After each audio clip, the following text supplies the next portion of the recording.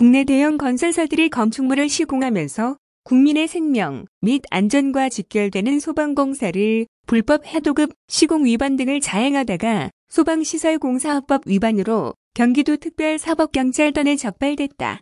경기도 특사경은 지난 5월부터 11월까지 대형 건설사의 소방공사 불법 행위를 수사한 결과 소방공사를 불법 하도급하고 설계 도서와 다르게 시공한 대형 건설사 7개 업체와 관련 하도급 9개 업체 등 16개 업체를 적발해 13개 업체는 검찰에 송치하고 3개 업체는 형사 입건했다고 10일 밝혔다.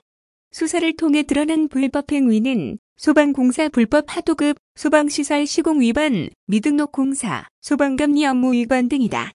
주요 사례를 보면 A건설업체는 직접 시공해야 할 소방시설을 직접 시공하지 않고 소방공사업체에 불법 하도급 후 하도급받은 업체는 다시 소방공사 미등록 업체에 하도급해 시공하다가 적발됐다. 또 B건설업체는 직접 시공해야 할 소방공사를 자사에서 퇴직한 직원이 운영하는 미등록 소방공사업체로 불법 하도급했고 이 업체는 다시 다른 소방공사업체에 하도급했다.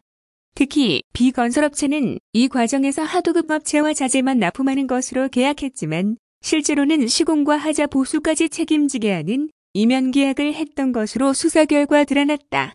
C건설업체 경우 무선통신보조 설비 시공비 4,120만 원이 세 차례의 불법 하도급을 거치면서 당초 시공비의 63.2%가 줄어든 1,518만 원의 최종 시공됨으로써 소방공사에 대한 부실 시공 우려를 낳고 있다. 이외에도 D건설업체는 무선통신 보조 설비를 소방시설 설계 도서와 다르게 시공했고 이 소방공사업체는 스프링클러, 배관 미연결, 소화기 695개와 소방호스 74개를 설치하지 않았다. 심지어 이러한 위반 사항을 관리해야 할 소방감리업체 F는 소방시설이 설치되지 않았는데도 관할 소방서에 소방감리 결과서를 거짓으로 제출해 완공필증을 교부받은 것으로 확인됐다. 특히 이번에 불법 하도급이 이뤄진 무선통신 보조 설비는 건축물 화재 시 현장 지휘관과 내부에서 활동 중인 소방관과의 원활한 지휘, 작전 통신을 위한 것으로 무전이 취약한 지하층 및 층수가 30층 이상인 건축물의 16층 이상에 설치하는 중요한 소방 설비이다. 이러한 소방시설이 불법 하도급 대부실 공사로 이어질 경우 화재 등 재난 발생 시 대형 피해로 이어질 수 있다.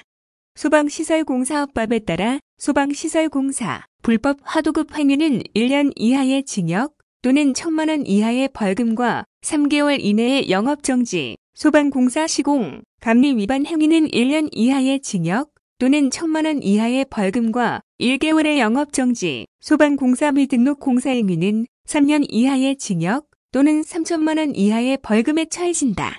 도는 건설사들의 불법 하도급 행위 근절을 위해 경기도 공공건축물에 대한 소방시설공사 분리발주 의무 조례와 같이 일반 건축공사도 소방공사를 별도로 분리발주할 수 있도록 관계 법령의 개정이 요구된다고 설명했다.